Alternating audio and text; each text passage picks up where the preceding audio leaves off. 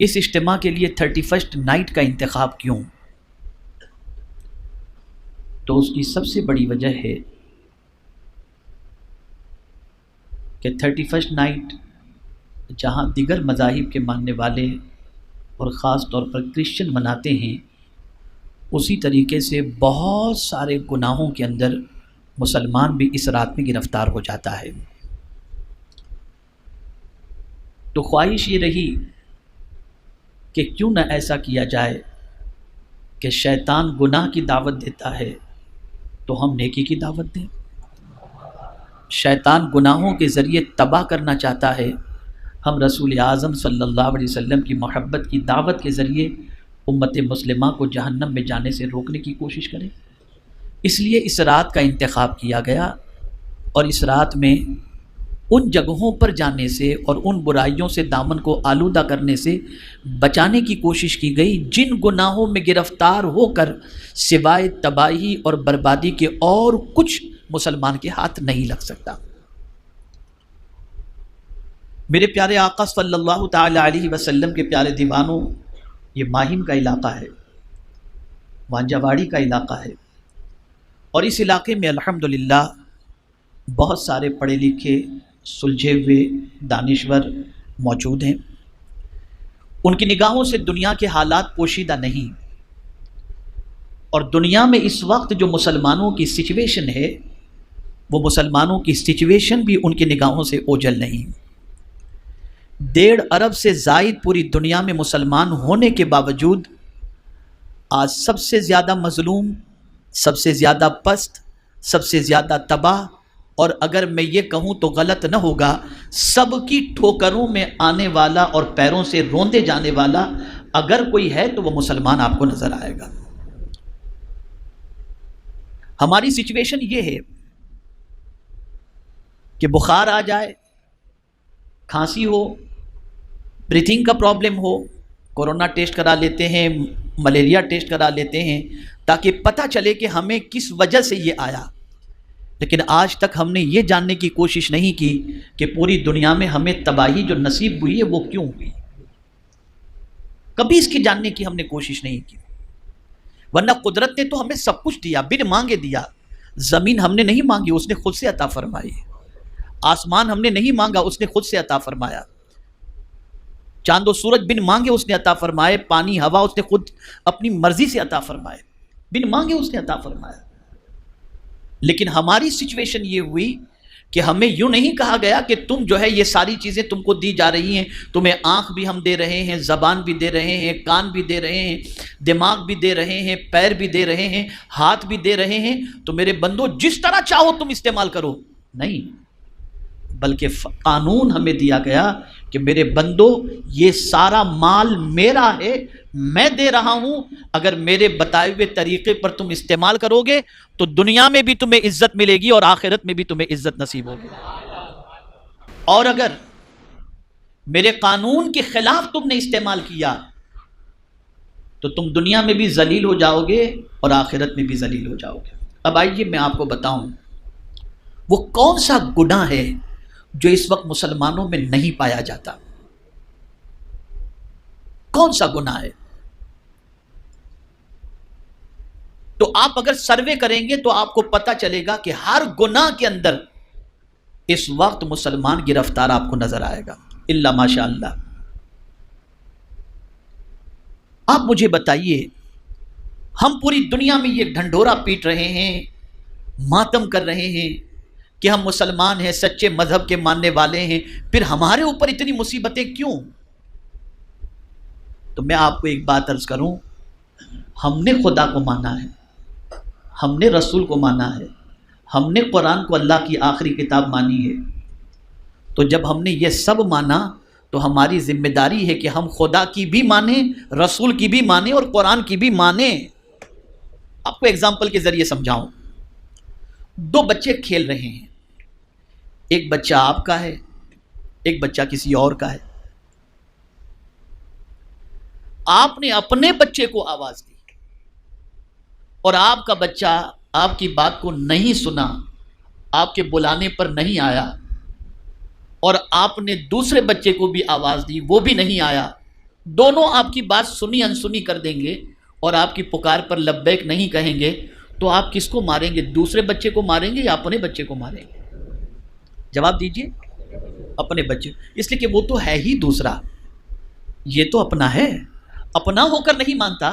تو جنہوں نے خدا کو معبود مانا ہی نہیں، اگر وہ نہیں مانتے تو ان کے لیے تو جہنم ہے ہی، لیکن تم تو خدا کو مان کر خدا کی نہیں مانتے، تو تمہیں سزا ملنی ہی چاہیے۔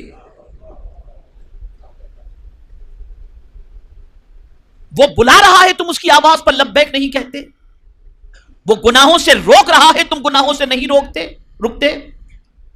تو میرے پیارے آقا صلی اللہ تعالی علیہ وسلم کے پیارے دیوانوں، آج ہماری قوم کی تباہی اور بربادی کی سب سے بڑی وجہ یہ ہے کہ ہم نے اللہ اور اس کے رسول جل جلالہ و صلی اللہ علیہ وسلم کے فرامین کو پسے پشت ڈال دیا، اس لیے ہم تباہ ہو گئے۔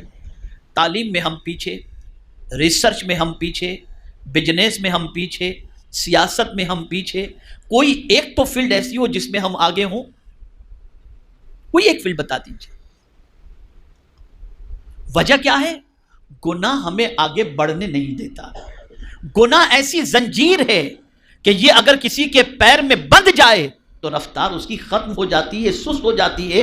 میرے پیارے آقا صلی اللہ تعالی علیہ وسلم کے پیارے دیوانوں، آپ نفل پڑھتے رہیں، تہجد پڑھتے رہیں، اور تہجد پڑھنے کے بعد اگر آپ نے گناہ بھی کیے، اللہ کی نافرمانی بھی کی، اللہ کے رسول صلی اللہ علیہ وسلم کی نافرمانی بھی کی، تو آپ مجھے بتائیے کہ اس تہجد کے پڑھنے کا آپ نے کیا فائدہ اٹھایا، تلاوت کا آپ نے کیا فائدہ اٹھایا؟ میرے پیارے آقا صلی اللہ تعالی علیہ وسلم کے پیارے دیوانوں، اس سے یہ نہ سمجھیں آپ کہ میں تہجد سے روک رہا ہوں، میں نفل سے روک رہا ہوں، میں تلاوت سے روک رہا ہوں، کرتے رہیے اسے ضرور، لیکن ام المؤمنین حضرت عائشہ صدیقہ رضی اللہ تعالی عنہ سے یہ جو روایت حدیث، اسے سماعت فرمائیں۔ ام المؤمنین حضرت عائشہ صدیقہ رضی اللہ تعالی عنہ سے مروی ہے، کہتی ہے کہ آقا کریم صلی اللہ علیہ وسلم نے ارشاد فرمایا کہ پہاڑ جتنی نیکیاں لانے سے بہتر ہے کہ تم گناہوں سے بچو،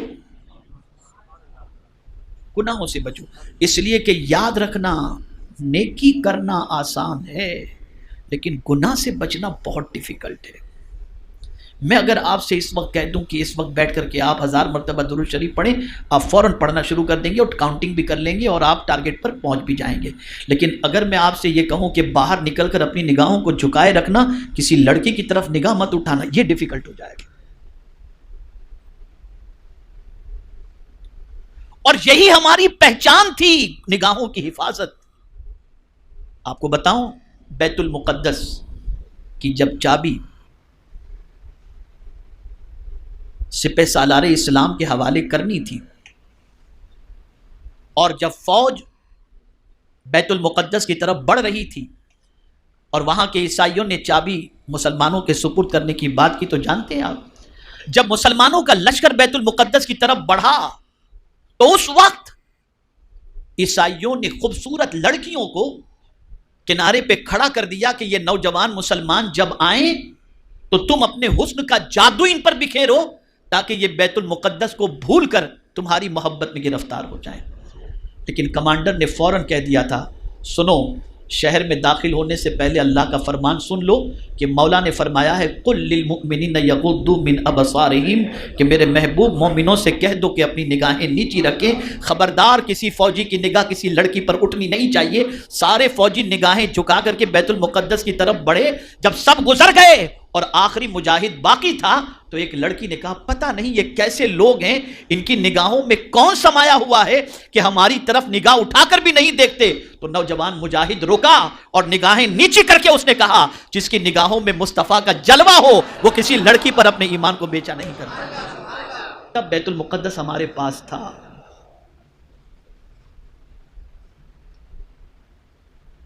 آج کہاں ہیں ہم؟ اپنے آپ کو روزانہ دل کی عدالت میں پیش کرو اور غور کرو ہم کہاں کھڑے ہیں، ہماری کیفیت کیا ہے، ہم گناہوں کے کتنے دلدادہ ہیں اور گناہوں کے کتنے شوقین ہیں۔ آج ہماری قوم کی نوجوان نسل، اللہ رحم و کرم فرمائے، ڈرگز، شراب، جوا، ایزی منی کے لیے پتہ نہیں کون کون سی حرکتیں اور کون کون سے کام کرتے ہوئے دکھائی دیتے ہیں۔ آپ ذرا سوچو، کیا یہ قوم مسلم کی آئیڈینٹی ہے؟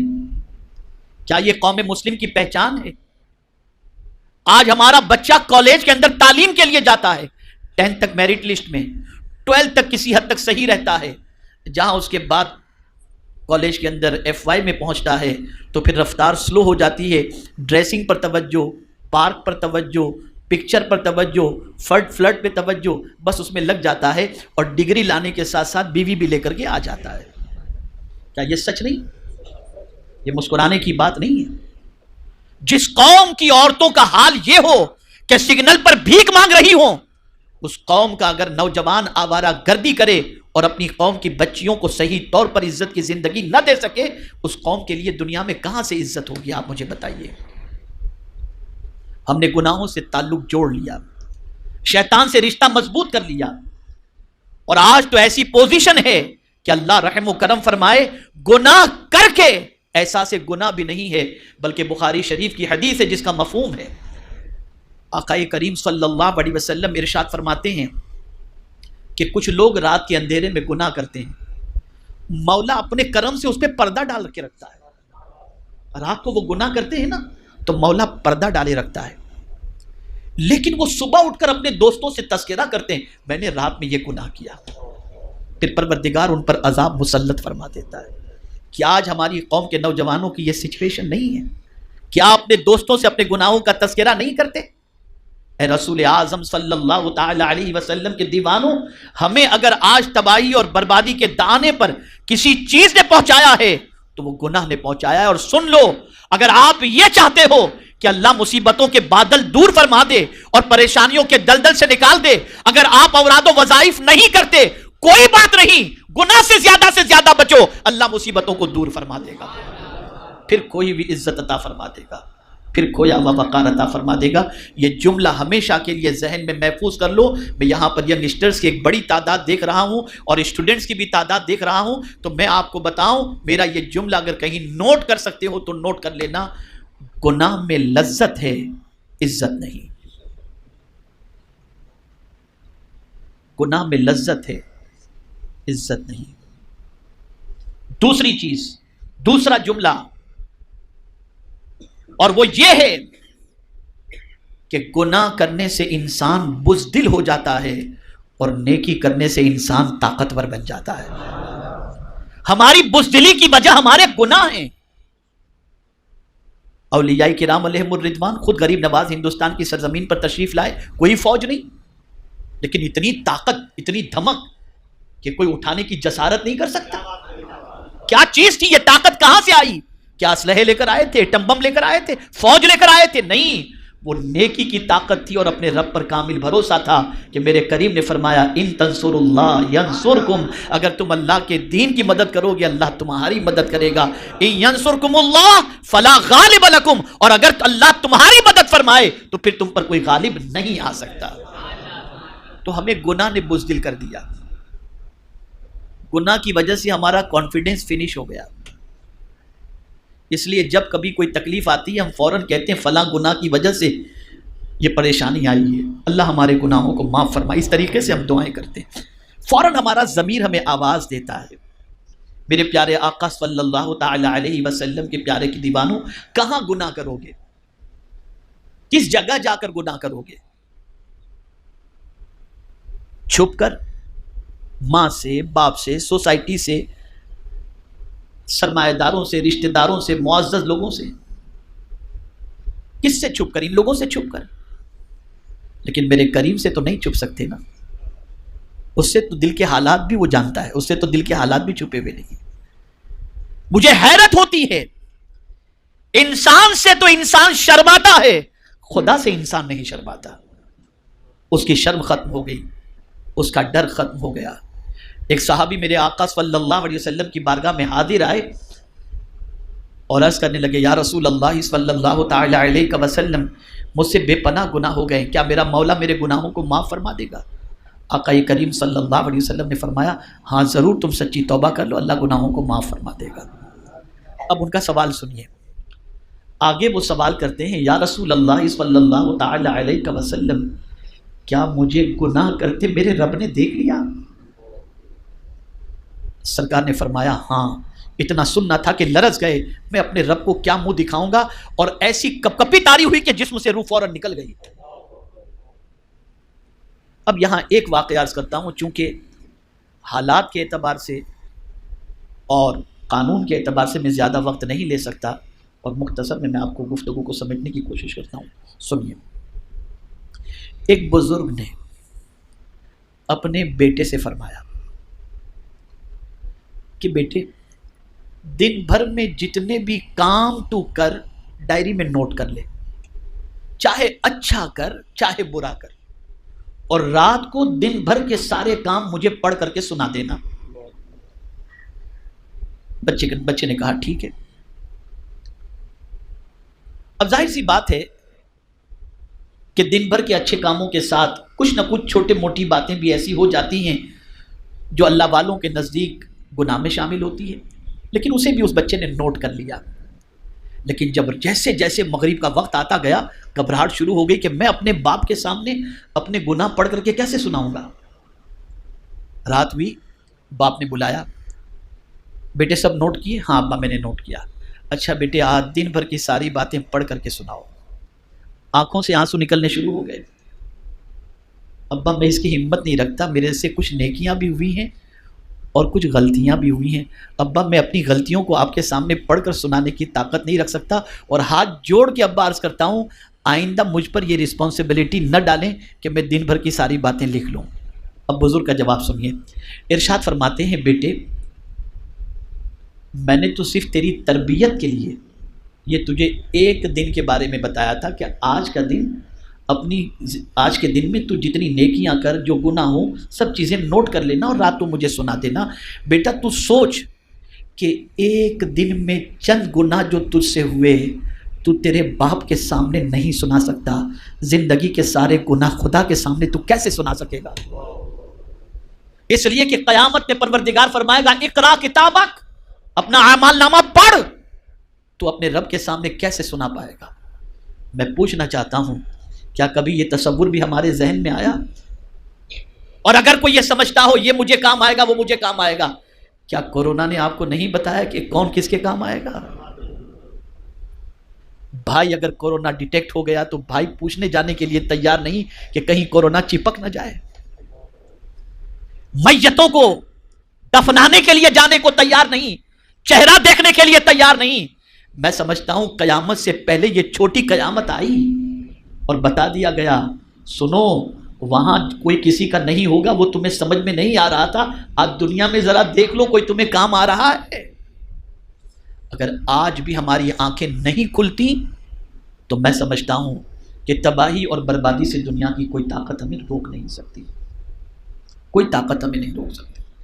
اب آخری بات عرض کرتا ہوں، یہ بھی ایسی بات ہے کہ اگر اس بات کو آپ نے زندگی کا دستور بنا لیا تو انشاءاللہ العظیم آپ کو ہر موقع پر یہ ضابطہ، یہ قاعدہ، یہ دستور ایسی رہنمائی کا کام دے گا کہ انشاءاللہ اس سے دنیا بھی سنور جائے گی اور آخرت بھی سنور جائے گی۔ ایک مرتبہ درود شریف پڑھیں۔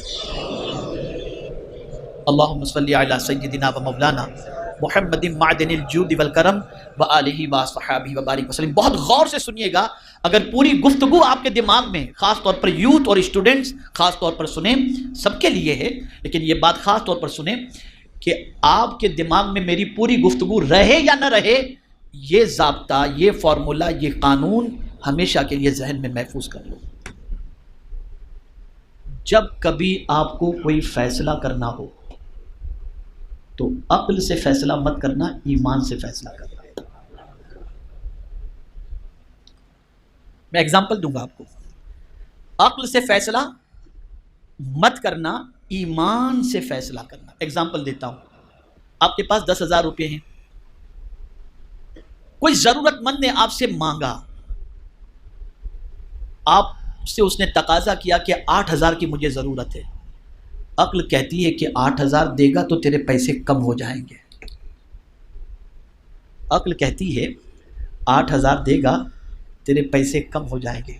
ایمان کہتا ہے 1 کا 10 گنا تیرا مولا تجھے عطا فرمائے گا۔ تو جب کبھی فیصلے کا وقت ہو تو عقل سے نہیں ایمان سے فیصلہ کرو.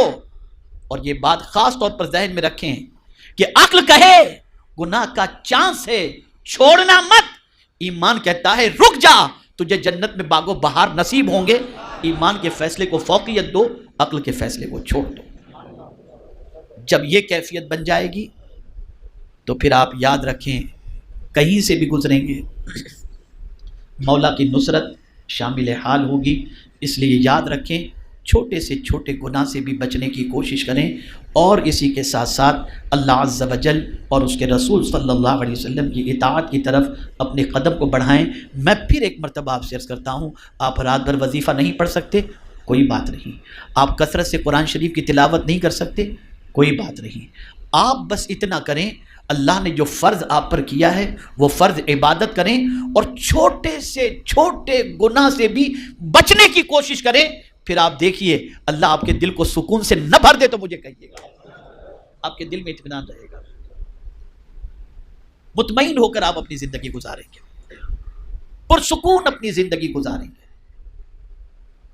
میرے پیارے آقا صلی اللہ علیہ وسلم کے پیارے دیوانوں، یہ ٹاپک تفصیل طلب ہے. میں نے تو تمہید ہی کے اندر گفتگو مکمل کر لی، چونکہ آپ بھی جانتے ہیں میں بھی جانتا ہوں کہ وقت ہمیں اجازت نہیں دیتا کہ ہم زیادہ دیر تک گفتگو کر سکیں.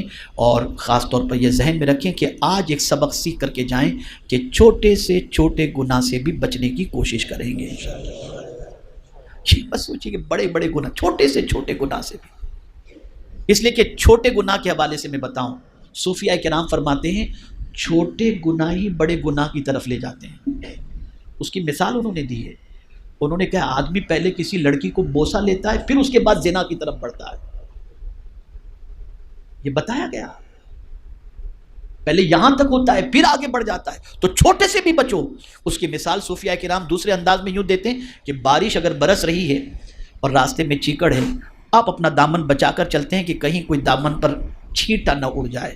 لیکن جب آپ چلتے ہیں اور 10-15 چھینٹے جب لگ جاتے ہیں تو دامن کو چھوڑ دیتے ہیں، اب اتنا تو ہو گیا نا، اور ہو جانے دیجئے، کیا فرق پڑتا ہے.